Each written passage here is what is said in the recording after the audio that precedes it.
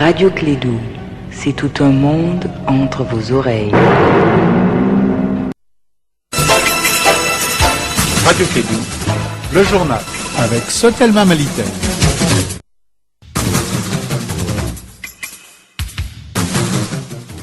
Il est 16h à Mopti et partout au Mali, le sommaire. La journée mondiale de l'action humanitaire est célébrée ce 19 août. Pour l'occasion, une cérémonie a réuni tous les acteurs humanitaires autour du thème « Le monde a besoin de plus de héros humanitaires ». C'était au Centre international de conférences de Bamako.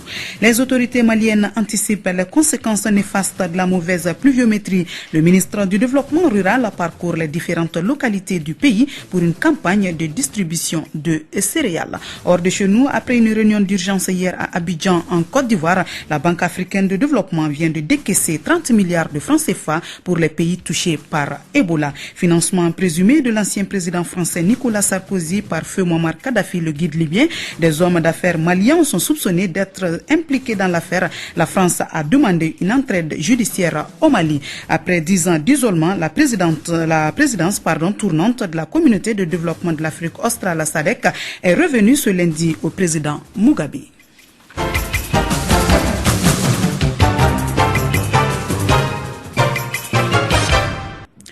Mesdames et messieurs, bonsoir, bienvenue dans ce journal. C'est une présentation d'Assa Sakiliba. Je vous l'annonçais en titre, célébration ce 19 août de la journée mondiale de l'action humanitaire.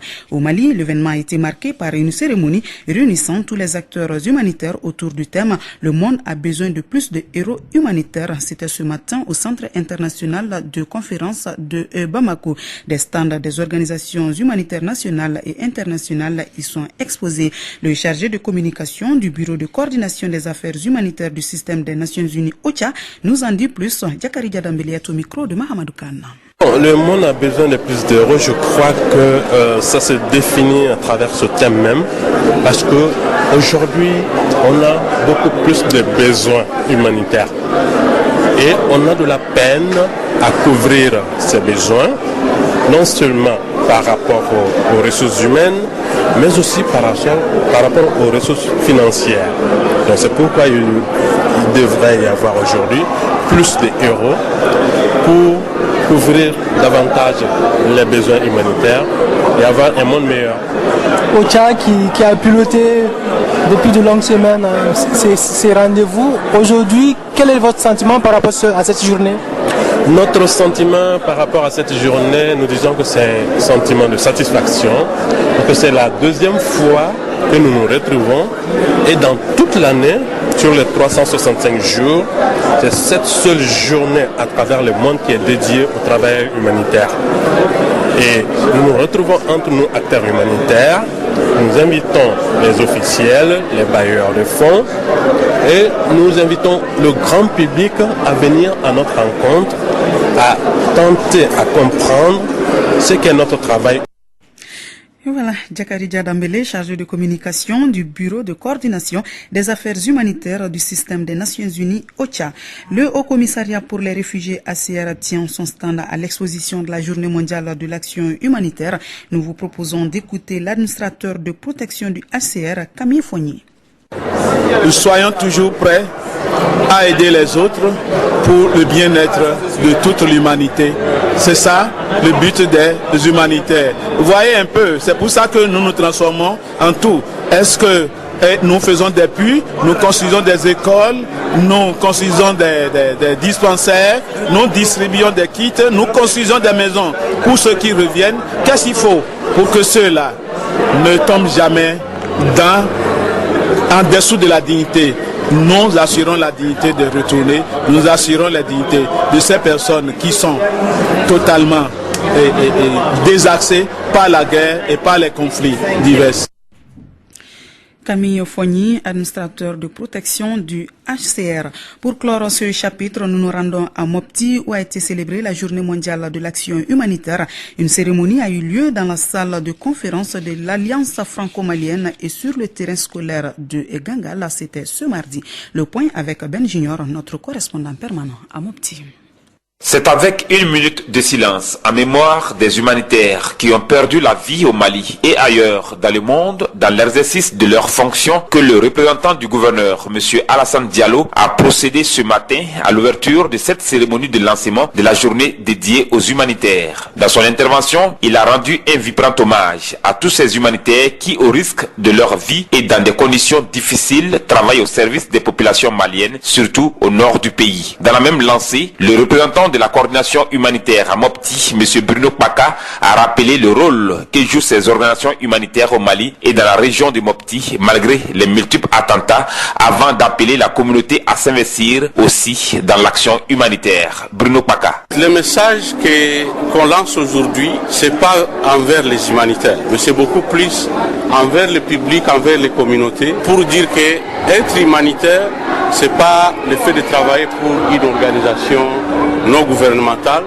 ou encore travailler pour une agence des Nations Unies, mais c'est toute personne qui a cette volonté, cet engagement d'assister un autre prochain, un autre humain qui est à souffrance pour lui témoigner l'humanisme. Nous invitons effectivement tous les humanitaires, toutes les personnes de bonne volonté, mais de continuer de propager ces sentiments, cet engagement d'aider pour que même nos bourreaux actuels, c'est-à-dire ceux qui s'en prennent aux acteurs humanitaires et à leurs semblables, qu'eux aussi puissent devenir demain des acteurs humanitaires qui, plutôt au lieu d'attaquer les gens, viennent aussi pour les secourir et les assister. Rappelons que plusieurs activités sont prévues pendant toute cette journée, notamment l'animation dans les stands dédiés aux humanitaires et une grande caravane animée par l'orchestre Miti Kanaga, Ben Junior, depuis le terrain scolaire de Gangal à Mopti pour Radio Clédou, Bamako.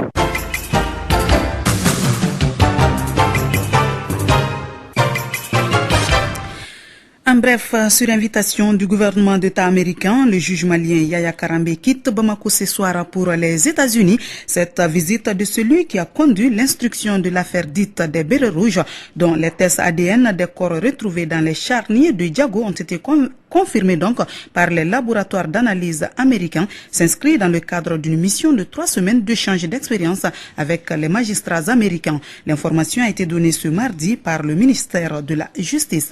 Il doit se rendre dans 3 États, Washington, la Nouvelle-Orléans et New York. Sur un autre plan, le secteur rural de façon générale est frappé par la rareté des pluies. La situation inquiète cultivateurs et producteurs malgré les dispositions prises par les autorités. Pour y faire face, le ministre du Développement rural a entamé une visite dans les régions pour évaluer la situation. Une campagne de distribution de céréales a même commencé pour prévenir la période de soudure. Kassim Traoré nous en dit plus. La perturbation pluviométrique a joué sur le début de la saison hivernale au Mali. À l'analyse de l'évolution des emblavures, c'est-à-dire la surface cultivée, il n'y a pas de crainte. Sauf que dès 2013, l'effet de la pause pluviométrique a été moins fort, moins prononcé. Et il faut dire que la pause pluviométrique a surtout joué sur le maïs hybride. En comparant les 2 années, nous dirons que cette année, on a fait plus que l'an passé. Pour ce qui est des ressources pastorales, l'état des pâturages est jugé satisfaisant. L'abreuvement des animaux s'effectue pour le moment sans difficulté majeure. Les troupeaux transhumants font leur déplacement dans le respect de conventions locales. Le secteur de la pêche n'est pas aussi oublié. Plus de 100 000 tonnes de poissons par an. 100 000 tonnes. Et pour qui c'est la moyenne, le prix moyen du poisson sur le marché aujourd'hui, en faisant une petite comparaison, on peut dire que la pêche a toujours sa place au sein de l'économie malienne. Le commissariat à la sécurité alimentaire sillonne l'intérieur du pays pour faire face à la période de soudure dans les villages et hameaux. Issa Koulibaly, bénéficiaire de la distribution gratuite des céréales. Nous avons reçu 626 tonnes de mil sorgho à l'effet d'être distribuées dans les communes du nord du cercle de Nyuno. Alors, vous imaginez aisément que dans les autres communes, il peut y avoir aussi des poches. Nous sommes actuellement à Bourdamewore, une communauté qui est entrée de la République islamique de Mauritanie sur les camps de réfugiés d'Embera depuis février. Aujourd'hui, le souhait des paysans et autres producteurs maliens est qu'il y ait encore de la pluie en abondance. Sans quoi il y aura une prolongation de la période de soudure et ce ne sont pas des distributions de céréales qui pourront résoudre le problème. Kassim Traoré, il faut noter que les banques de céréales des régions de Ségou, Sikasso, Mopti et Tombouctou doivent être suffisamment approvisionnées pour faire face à la période de soudure, comme vous l'avez dit, qui risque d'être longue cette année. Hors de chez nous, le groupe de la Banque africaine de développement BAD vient de décaisser 60 millions de dollars américains, soit près de 30 milliards de francs CFA pour soutenir les pays touchés par l'épidémie de la fièvre hémorragique Ebola. L'annonce a été faite ce mardi par son président Dona Kaberuka après la tenue hier du conseil d'administration de la banque afin d'approuver la mise en œuvre immédiate d'une subvention multinationale de 60 millions de dollars. La subvention de la BAD sera attribuée au centre de coordination sous-régional d'Ebola de l'OMS basé à Conakry en Guinée. Cette subvention, a-t-il expliqué, vise au contrôle de la propagation de l'épidémie dans les 4 pays affectés de l'Afrique de l'Ouest, la Guinée, la Sierra Leone, le Libéria et le Nigeria. Le Japon a accordé ce mardi au Sénégal un don d'un montant de 2,900 milliards de francs CFA destiné à la réalisation du projet de construction du centre d'application pour la santé de la mère et de l'enfant de l'École nationale de développement sanitaire et social. Le change de note permanent, l'accord de don a eu lieu donc entre Amadou Ba, le ministre sénégalais de l'économie, des finances et du plan, et M. Takashi Kitahara, ambassadeur du Japon au Sénégal. Le sommet annuel de la communauté de développement de l'Afrique australe SADC s'est achevé ce lundi à Harare. La présidence tournante est revenue au président Mugabe pour 12 mois. Lors de son discours, le président Mugabe a repris sa rhétorique anti-occidentale préférée, appelant ses pairs à se défaire de l'influence de l'Ouest et à développer leur indépendance économique. Il a également critiqué les pays occidentaux pour leur faible réaction aux opérations militaires israéliennes à Gaza. Selon les analystes, le nouveau président de la SADC va surtout utiliser l'année de sa présidence pour se réconcilier et se rapprocher des leaders de la région desquels il s'était isolé. Pour terminer, rebondissement dans l'enquête sur le financement présumé en 2007 de la campagne présidentielle de Nicolas Sarkozy par Muammar Kadhafi. La justice française soupçonne certains hommes d'affaires maliens d'être impliqués dans l'affaire. Elle a officiellement déposé une demande d'entraide judiciaire internationale au gouvernement malien. Selon une source proche du dossier, l'entourage de l'ancien président Amadou Toumani Touré est cité dans la demande d'entraide. Parmi les personnes concernées figure Cheikh Amadou Bani Kanté, ex-DG d'Air Mali, représentant de la Libyan Africa Investissement Portfolio, j'y arrive, et secrétaire national adjoint du Parti pour le développement économique et social, PDS.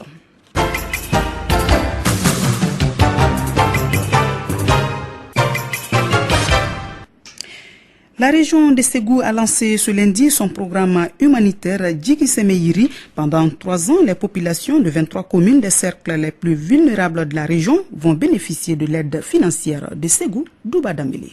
Ce programme qui vient d'être lancé à Ségou va permettre à plus de 17 000 ménages de la région de bénéficier d'argent liquide. Mahmoud Ali Sako, coordinateur du programme Djigui-Semeiri. Le programme Djigui-Semeiri est un programme spécifique en son genre. Le programme qui a démarré en 2013 va commencer à voir le jour dans la région de Ségou. Le programme de filet social Djigui-Semeiri est un programme, comme son nom l'indique, qui va faire des transferts monétaires ciblés aux ménages les plus pauvres et les plus vulnérables. Il y aura dans la région de Ségou à peu près 17 000 ménages qui vont bénéficier de ce programme pendant 3 ans.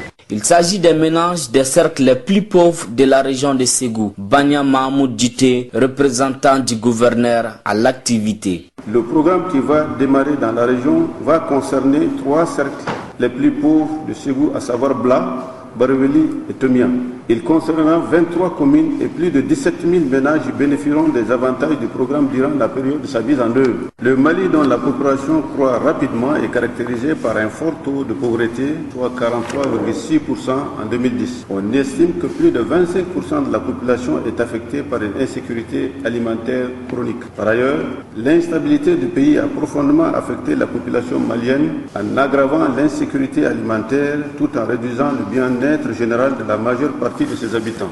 La cérémonie de lancement avait aussi pour cadre de présenter le programme et ses composantes, d'échanger et sensibiliser sur les mécanismes institutionnels du programme Djigui-Semeiri. Merci Douba Dambélé. En bref, 2 soldats maliens du GTA à Sigui sont morts et d'autres ont été blessés dans l'effondrement hier d'une partie du camp de Tessalit dans le nord du pays. Une pluie abondante a causé cet effondrement. L'information a été donnée par une source sécuritaire. Soir au football au plan national, la 28e journée du championnat de Ligue 1 se poursuit cet après-midi. Par ailleurs, en Europe, les footballeurs maliens se sont bien comportés ce week-end avec leurs clubs respectifs. Le point avec Sekou Kouni. La 28e journée du championnat national de football se poursuit ce mardi avec 6 rencontres dans les différents stades de Bamako. Au stade Modibo Keïta, à partir de 16h30, l'AS Real affronte le stade malien de Bamako, un derby explosif. Juste après, les 11 créateurs de Nyarela reçoivent l'USFAS. Dans le même temps, au stade du 26 mars, en première heure, l'AS Elouid de Kidal s'explique face au club olympique de Bamako COB. Ensuite, le Djoliba Athletic Club en découdra avec l'AS Nana de Koulikoro. Au stade Mamadou Konaté, l'AS Police accueille l'association sportive de Bamako. Juste après, les CS de Koulouvla et les centres Salif Keita seront aux prises. La journée prend fin demain mercredi au stade Modibo Keïta avec la rencontre Assom AS Bakaridjan. Déjà le dimanche, en ouverture de cette 28e journée, au stade Amarindao de Ségou, l'office du Niger Sport a été accroché de but partout par le Debo Club de Mopti. Par ailleurs, c'est bientôt les éliminatoires de la CAN 2015. Cependant, en Europe, les footballeurs maliens se sont bien comportés ce week-end avec leurs clubs respectifs. En France, pour le compte de la 2e journée du championnat de Ligue 1, le Paris Saint-Germain a pris le meilleur 2-0 sur Bastia. L'international malien Idrissa Diakité, blessé, n'était pas de la partie du côté de Bastia. Guingamp, en déplacement, a assuré le minimum 1-0 devant Lens. Bordeaux s'est imposé à domicile 4-1 devant l'AS Monaco. Toujours en France, comptant pour la 3e journée de Ligue 2, Auxerre s'est incliné 1-0 à domicile devant Orléans. Brest et Angers ont fait match nul 0 but partout. Du côté de Angers, Ismaël Keita a joué toute la partie. Son compatriote Khalifa Traoré n'était pas sur la feuille de match. Mamadou Diallo et son équipe Laval ont fait match nul 1-1 devant Créteil. Tours FC l'emporte à domicile 1-0 devant Valenciennes. Le défenseur des Aigles, Adaman Koulibaly Police, a joué toute la partie pour Valenciennes. Idem pour son compatriote Fousséni Diawara du côté de Tours. Ajaccio en déplacement s'est imposé 2-0 sur la pelouse de Gazélec Ajaccio. Côté ajaccien, Cédric Kanté a joué le plein temps. Oumar Sissoko était sur les bancs des remplaçants. Sochaux a perdu 2-0 à domicile devant Troyes. L'international malien Mahamadou Ndiaye a joué toute la partie du côté de Troyes. Enfin, en Angleterre, la 2e journée de Championship a vu la victoire 1-0 de Rotherham United sur Wolverhampton.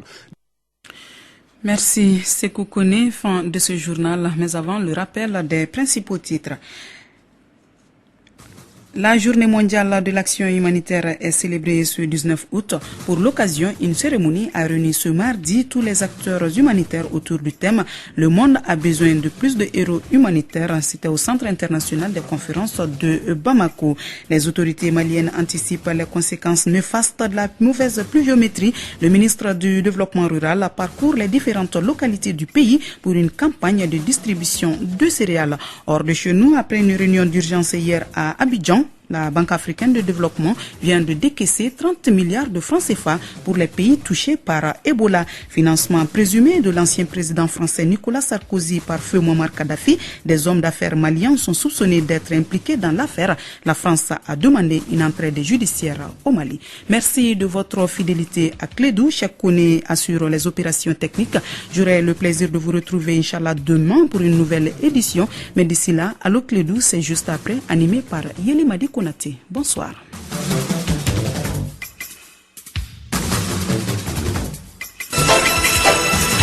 Radio Clédou, le journal avec Sotelma Malitaire.